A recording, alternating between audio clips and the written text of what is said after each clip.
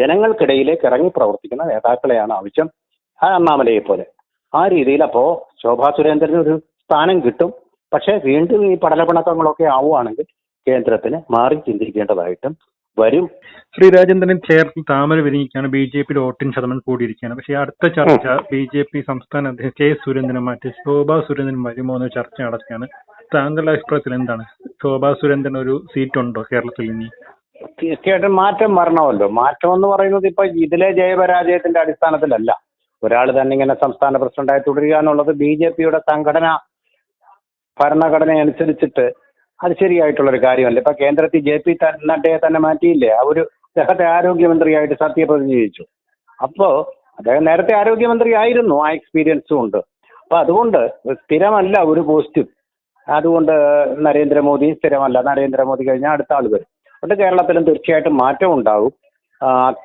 അത് ആരായിരിക്കും എന്നുള്ള കാര്യത്തിൽ മാത്രമേ നമ്മൾ ഒരു സംശയം പ്രകടിപ്പിക്കേണ്ടതുള്ളൂ. തീർച്ചയായിട്ടും മാറ്റം വരും. കേരളത്തിൽ ഇപ്പോൾ സുരേന്ദ്രന്റെ നേതൃത്വത്തിലുള്ള ഗവൺമെന്റ് അല്ല, സംഘടന, അതിന്റെ സംഘടനാ ശക്തി ഉയർത്തിയിട്ടുണ്ട്. വോട്ടിംഗ് ഷെയർ നല്ലതുപോലെ ഉയർത്തിയിട്ടുണ്ട്. 12 സീറ്റുകൾ, നിയമസഭാ സീറ്റുകൾ അല്ലെങ്കിൽ 11 എണ്ണത്തിൽ അവർക്ക് ഒന്നാം സ്ഥാനം ലഭിച്ചിട്ടുണ്ട്. 14 സീറ്റുകളിൽ 1 or 2 സ്ഥാനങ്ങൾ, ഒന്നാം സ്ഥാനമോ അല്ലെങ്കിൽ 2ാം സ്ഥാനത്തോ എത്തിയിട്ടുണ്ട്.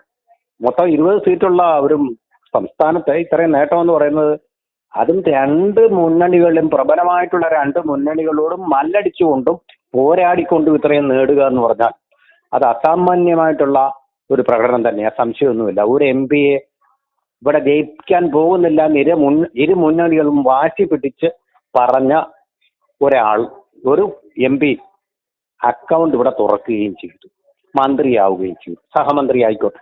അപ്പൊ ആ സ്ഥിതിക്ക് നല്ല ഭദ്രമാണ് BJP. ആ അടിസ്ഥാനത്തിലായിരിക്കുകയില്ല.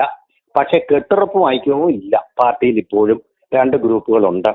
അത് അത്ര വലിയ ശക്തി. ഇപ്പോൾ കോൺഗ്രസ് ഒക്കെ എന്ന് പറഞ്ഞാൽ വളരെ ശക്തമായ പാർട്ടിയാണ്. ആ പാർട്ടിയിലെ പടലപ്പിണക്കം നമുക്ക് മനസ്സിലാക്കാം. വലിയ ശക്തി, അതിലെ ആന്തര ജനാധിപത്യം, ഉൾപാർട്ടി ജനാധിപത്യം എന്നൊക്കെ അവർ പറയും. ഗ്രൂപ്പിസം പണ്ടേ ഉണ്ടായിരുന്നു. പക്ഷെ ഇതങ്ങനെയല്ല. ഇതൊരു കെട്ടുറപ്പുള്ള കേഡർ സംഘടനയായിട്ട് പ്രവർത്തിക്കുന്ന ഒരു സംഘടനയിൽ ഇങ്ങനെയുള്ള അച്ചടക്കമില്ലായ്മ പൊറപ്പിക്കുകയില്ല.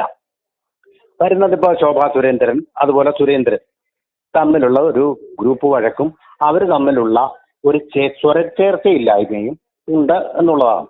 അപ്പൊ അങ്ങനെ വരുമ്പോൾ അടുത്ത ഊഴം സ്വാഭാവികമായിട്ട് ശോഭാ സുരേന്ദ്രൻ ആലപ്പുഴയിലൊക്കെ ഒരു അവിശ്വസനീയമാം വിധം അവിടെ വോട്ട് ഷെയർ വർദ്ധിപ്പിച്ച ശോഭാ സുരേന്ദ്രൻ തന്നെയുമല്ല, ചില മണ്ഡലങ്ങളിലൊക്കെ ഞെട്ടലുളവാക്കിയ തരത്തിലുള്ള വോട്ട് ഷെയർ വർധന ഉണ്ടാക്കിയ ശോഭാ സുരേന്ദ്രൻ സ്ഥാനമുണ്ട്. കാരണം പാർട്ടിക്ക് വേണ്ടത് ഇപ്പോൾ കേരളത്തിൽ നിന്ന് കൂടുതൽ സീറ്റുകളാണ്. അപ്പോൾ അത്തരത്തിൽ ആവേശം ജനിപ്പിക്കാൻ കഴിവുള്ള ഒരാളെയാണ് തിരഞ്ഞുകൊണ്ടിരിക്കുന്നത്. തന്നെയല്ല, ഒരു സ്ത്രീ എന്നുള്ള നിലയിലുള്ള അംഗീകാരം കൂടി ആകുമ്പോൾ സ്ത്രീകളെ പരമാവധി പ്രൊമോട്ട് ചെയ്യാൻ ഇപ്പോൾ മന്ത്രിസഭയിലും ശ്രമിച്ചിട്ടുണ്ട്. ഇപ്പൊ കേരളത്തിലും നേതൃത്വത്തിലേക്ക്, നേരത്തെ തമിഴ്നാട്ടിലും അങ്ങനെ ആയിരുന്നല്ലോ, സ്ത്രീ ആയിരുന്നല്ലോ അവിടെ സംസ്ഥാന ഭാരവാഹിയായിരുന്നു, തമിഴ് സെൽവൈ. അപ്പോൾ ആ സ്ഥാനത്തേക്ക്, അതായത് പ്രസിഡന്റ് സ്ഥാനത്തേക്ക് കേരളത്തിലും ഒരു സ്ത്രീ വരുന്നതിൽ അത്ഭുതമൊന്നുമില്ല, വന്നുകൂടായികയില്ല. തന്നെയുമല്ല, വേറൊരാൾ ഈ സ്ഥാനത്തേക്ക് വരാൻ ആരുണ്ട്? MT രമേശിന്റെ പേര് പറഞ്ഞു കേൾക്കുന്നുണ്ട്. പക്ഷേ അത് വരാൻ സാധ്യത കുറവാണെന്ന് എനിക്ക് തോന്നുന്നു. ഒരു മാറ്റത്തിന് വേണ്ടി, ഒരു ചേഞ്ചിന് വേണ്ടി ശോഭാ സുരേന്ദ്രൻ വരാൻ സാധ്യതയുണ്ട്.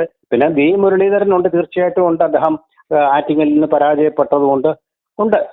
തീർച്ചയായിട്ടും മന്ത്രി എന്നുള്ള നിലയിൽ പരിചയവും പാർട്ടിയോടുള്ള കൂറും ഒക്കെ ഉണ്ട്. പക്ഷേ ഇതൊന്നും ആയിരിക്കില്ല അവർ നോക്കുന്നത്. സുരേന്ദ്രൻ ചേരിയിൽപ്പെട്ട ആൾ തന്നെയാണ്. അപ്പൊ ശോഭാ സുരേന്ദ്രനെ ഒന്ന് മാറ്റി പ്രതീക്ഷിക്കുകയും സുരേന്ദ്രന് മാന്യമായിട്ടുള്ളൊരു സ്ഥാനം കേന്ദ്രത്തിലോ മറ്റു തലങ്ങളിലോ കൊടുക്കുകയും ഒക്കെ ചെയ്തുകൊണ്ട് അങ്ങനെ ഒരു തരത്തിലുള്ള പോകാനുള്ള ദേശീയ നിർവാഹക സമിതി അംഗമാവുമല്ലോ. പ്രസിഡന്റ് ആയിരുന്ന ആള് മാറിക്കഴിയുമ്പോൾ ദേശീയ നിർവാഹക സമിതി അംഗമായി തീരും. PS ശ്രീധരൻപിള്ളയൊക്കെ അങ്ങനെ ആയിരുന്നല്ലോ.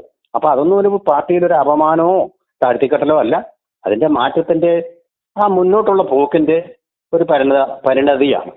അതുകൊണ്ട് അത് പ്രശ്നമൊന്നുമല്ല. മിക്കവാറും എനിക്ക് തോന്നുന്നു ശോഭാ സുരേന്ദ്രനൊരു ആവേശം ജനിപ്പിക്കാൻ സാധ്യതയുള്ള ഒരു നേതാവാണ്.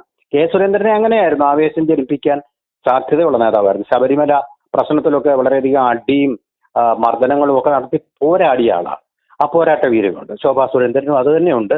തീർച്ചയായിട്ടും ഈസി ചെയർ നേതാവല്ല ശോഭാ സുരേന്ദ്രൻ. അങ്ങനെയുള്ള ആൾക്കാരെ, അങ്ങനെയാണല്ലോ ഇപ്പം നമ്മുടെ ജോർജ് കുര്യൻ, കോട്ടയം സ്വദേശിയായിട്ടുള്ള ജോർജ് കുര്യന് മന്ത്രിസ്ഥാനം കിട്ടിയത്. കാരണം അത് അദ്ദേഹം ഒരു ജൈവികമായിട്ടുള്ള നേതാവാണ്. You are an organic leader. അതാണ് പറഞ്ഞത്, ഓർഗാനിക് ആയിട്ടുള്ള ലീഡർ. കാരണം 24 മണിക്കൂറും പാർട്ടിക്ക് വേണ്ടി പ്രവർത്തിക്കുന്ന, അങ്ങനെയല്ല നേതാവാകാൻ വേണ്ടി കാറിൽ ഇരുന്നുകൊണ്ടും ഫോൺ വിളിച്ചുകൊണ്ടും ചാനലിന് മുഖം കാണിച്ചുകൊണ്ടിരിക്കുന്ന ആളുകളെ എല്ലാവർക്കും വേണ്ട പ്രവർത്തിക്കുന്ന, ജനങ്ങൾക്കിടയിലേക്ക് ഇറങ്ങി പ്രവർത്തിക്കുന്ന നേതാക്കളെയാണ് ആവശ്യം. അണ്ണാമലയെ പോലെ ആ രീതിയിൽ. അപ്പോ ശോഭാ സുരേന്ദ്രന് ഒരു സ്ഥാനം കിട്ടും. പക്ഷെ വീണ്ടും ഈ പടലപ്പിണക്കങ്ങളൊക്കെ ആവുകയാണെങ്കിൽ കേന്ദ്രത്തിന് മാറി ചിന്തിക്കേണ്ടതായിട്ടും വരും എന്നാണ് തോന്നുന്നത്. എന്തായാലും ഒരു മാറ്റം ഉണ്ടാവും. അങ്ങനെ ആജീവനാന്ത കാല പ്രസിഡന്റ് ആയിരിക്കുക എന്ന് പറയുന്നത് ശരിയായിട്ടുള്ള ഒരു കാര്യമല്ല. സംഘടനാ തലത്തിൽ മൊത്തത്തിൽ ഒരു അഴിച്ചുപണി വരാനും സാധ്യതയുണ്ട്. പെർഫോമൻസ് മോശമായിട്ടുള്ള സ്ഥലങ്ങളിൽ അങ്ങനെ ഒരു തീർച്ചയായിട്ടും ജനങ്ങളുമായിട്ട് കൂടുതൽ അടുപ്പമുള്ള ആൾക്കാരെ അവർ പ്രതിഷ്ഠിക്കാൻ ശ്രമിക്കും. തീർച്ചയായിട്ടും പാർട്ടിയുടെ ഒരു അടുത്ത നിയമസഭാ തെരഞ്ഞെടുപ്പ് വരികയാണ്. ആ തെരഞ്ഞെടുപ്പിലൊക്കെ സ്റ്റെർലിംഗ് പെർഫോമൻസ് കാഴ്ചവെക്കാൻ ശക്തിയുള്ള ആൾക്കാർ നേതൃത്വം നൽകുന്ന സംസ്ഥാന ഘടകങ്ങളായിരിക്കും പാർട്ടിയുടെ ലക്ഷ്യം. പ്രത്യേകിച്ച് നഡ്ഡ പോയിട്ട് ദേശീയ നേതൃത്വത്തിൽ പുതിയ ഒരാൾ വരുമ്പോൾ അതിനനുസരിച്ച് സംസ്ഥാന ഘടകങ്ങളിലും മാറ്റം അനിവാര്യമാണ്. അത് ഉണ്ടാവുക തന്നെ ചെയ്യും. ഒരു വാര്യരും പാർട്ടിക്ക് അനിവാര്യമല്ല എന്ന് തന്നെയാണ് നമ്മൾ മനസ്സിലാക്കേണ്ട സത്യം. നന്ദി ശ്രീ രാജേന്ദ്രൻ.